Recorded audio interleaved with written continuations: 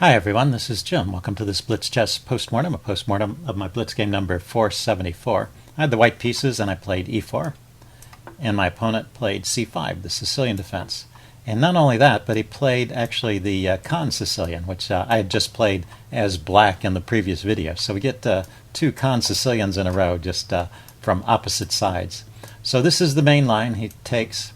And right here is kind of the dividing point between the Taimanov with knight c6 or the Khan with a6. He plays the Khan Sicilian. I go knight c3. I could have gone bishop d3 immediately, but I'll get that in the next move. Right here, when I had the black pieces, I played queen c7, and that's the most common way to respond, but and staying in Khan lines. If you go knight c6, you're back in a Taimanov, basically. So queen c7 or b5. This is also a Khan Sicilian. And interesting way to play. This pawn on e4, I guess, is going to become a target. The bishop can come here to b7, put some more pressure on it, and the pawn can push on to b4 and kick the knight away. So interesting way to play. I find the main move here, bishop d3. I was aware of this idea. Put the bishop on d3, supporting the pawn in case the knight gets kicked away. This might be a good diagonal for the bishop later. And the knight on d4 is not yet under attack because knight c6 was not played. So many times this bishop d3 move is just not safe. But in this in the Khan Sicilian it is. So bishop b7 is one of the ways to playing there, or queen b6. And now the main move here is just castling. I played f3, which shores up the center. It's not a bad way to play, but not the most accurate. I think just castling. Let's take a look at the main line a little bit, since this is a new line for me. Say I castle here,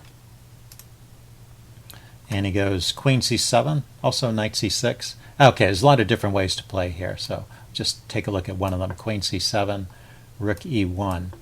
So delaying the development of the dark squared bishop, not pushing these pawns, and supporting the center with more pieces. So I guess, well, d6 or knight c6. Let's try knight c6. How about bishop c5 is also often played. Let's take a look at the bishop c5 line. Then just bishop e3 defending it. Yeah, I guess I'm going for active piece play. I've got one pawn in the center. I'm going to support it with pieces.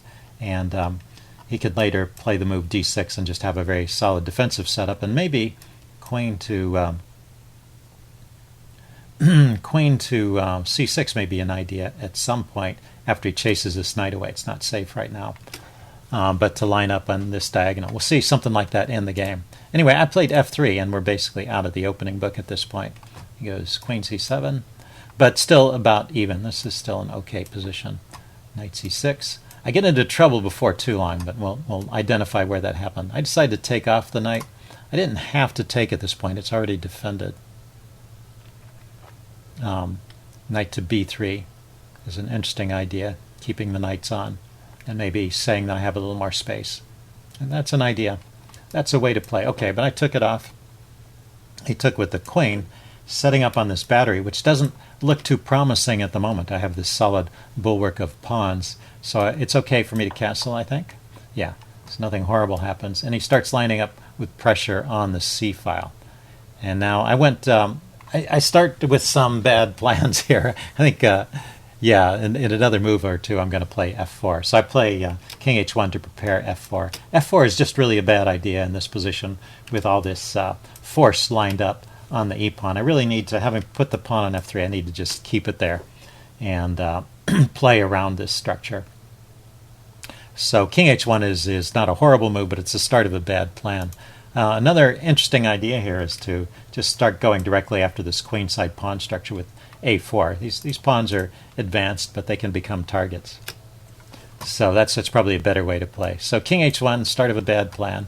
He immediately goes with h5, and then I push on with f4. Yeah, so those two moves now have landed me in a worse position, and he can already take advantage of this with the move f4 because you know, this is a mate right here. I have to really respect that. He can open this diagonal up, and that's a problem. He goes after the e-pawn instead with his knight. That's still good for black. I go queen d2, adding some support to the f-pawn here, but let's see. I need to play something else. a3, queen e2. Oh, a3. I understand now. A3, the idea is just to prevent the move B4. So after queen D2, which I played, he can play B4 and win a pawn. This pawn is only protected by 2 pieces, and it's under attack a lot of times. You know, I have 3 times. Is the definition of a lot.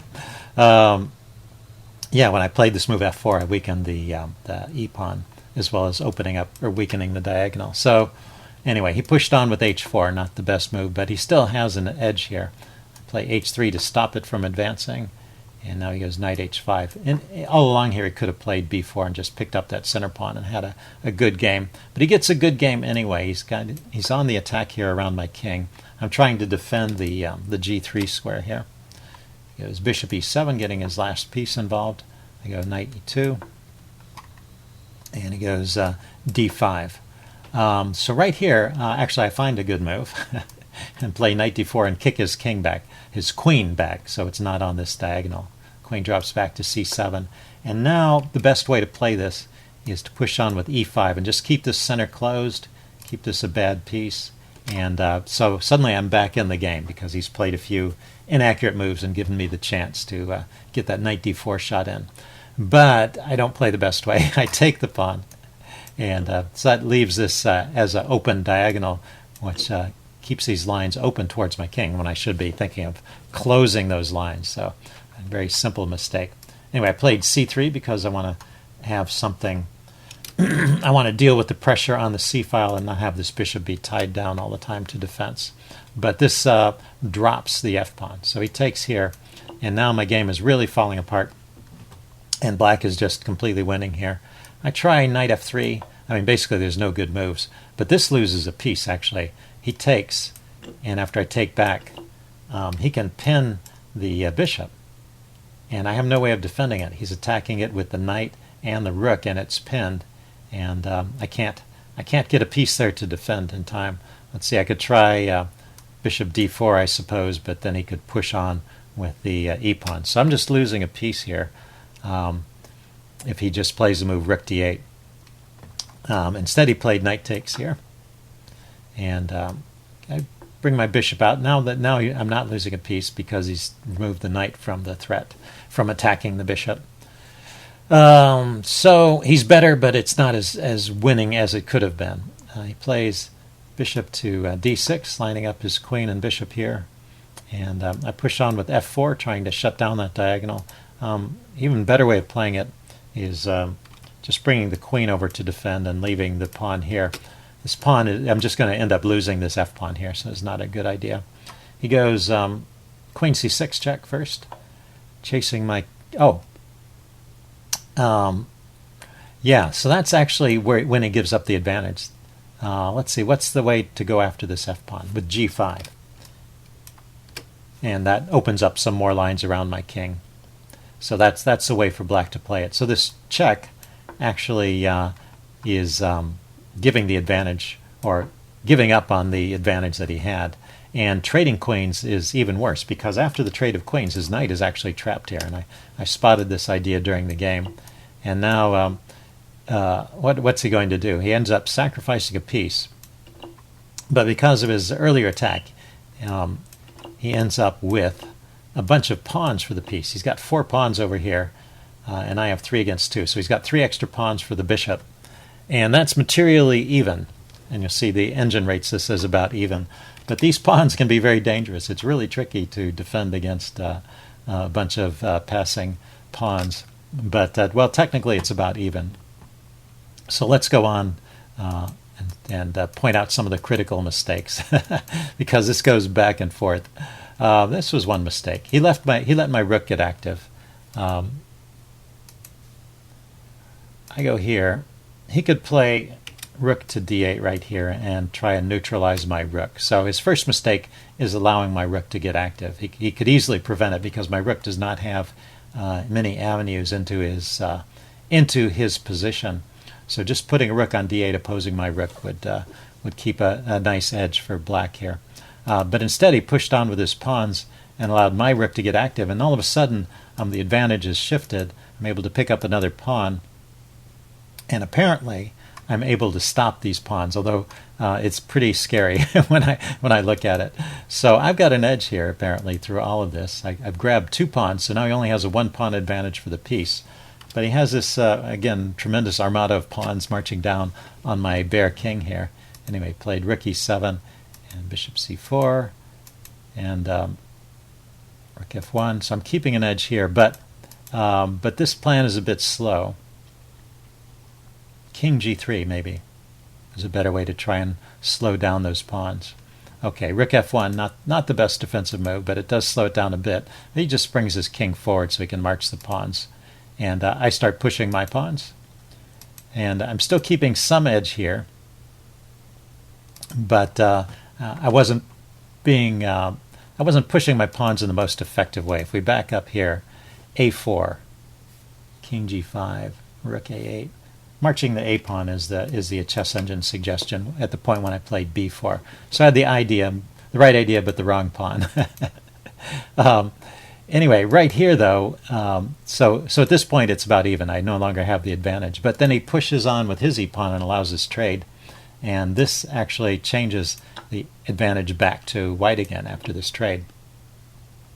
So now I need to keep pushing my pawns. b5, now that the b pawn is the most advanced one, I should keep pushing that. I had the idea I wanted to keep these pawns together, which I guess, okay, I'm still keeping an edge here.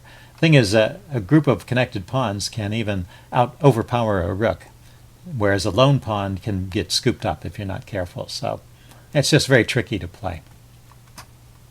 He goes king g5. He's going to bring his pawns forward. I push on with a5. Hey, the right move for once. He goes king h4. And right here, this next move is where I give away the advantage. So let's show how I could have won this game from this point. If I just keep pushing the pawn, a6, again, giving up on the idea of keeping these pawns together, but just going immediately for the the score with the a pawn, he can push his pawns forward and chase my king back.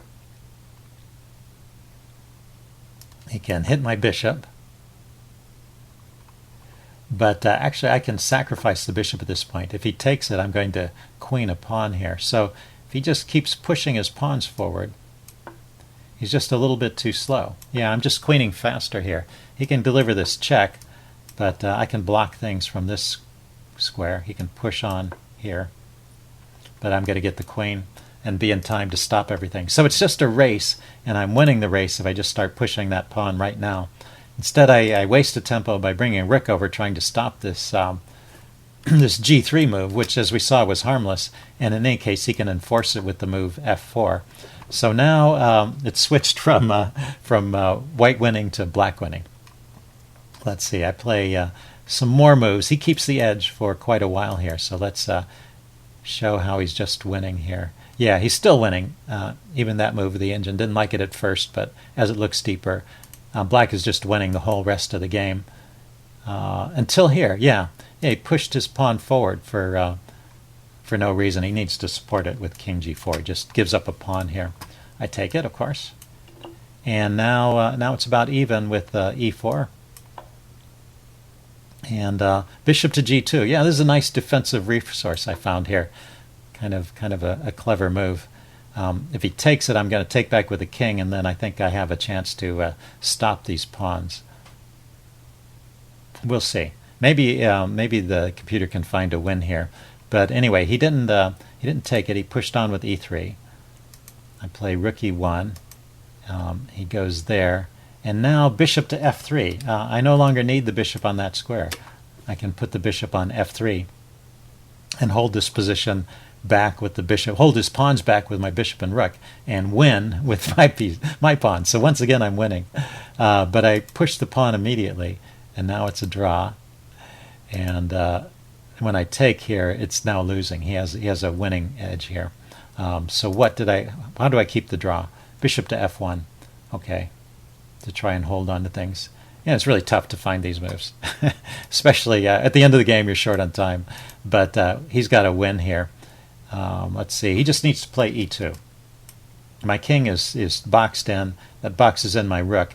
And the threat for e2, let's just show the win here, is, say I move my king, it doesn't really matter. He's going to play rook d1. And I can't get to this square or to this square. He's got them covered with pawns, so I can't defend my rook. So he's just mating me here, and there's nothing I can do about it. And similarly, if I had moved a pawn instead of moving the king, he still plays rook d1 and wins. So that is the win. So he didn't spot the idea, and he went for the perpetual check. He was worried about, I guess, my advanced pawns. So after these moves, we had a repetition here, and the game was drawn. So a really, really back and forth game there, but I hope you found parts of it interesting. There's some interesting endgame ideas there. So leave any comments you have in the section below, and I will see you again soon. Bye.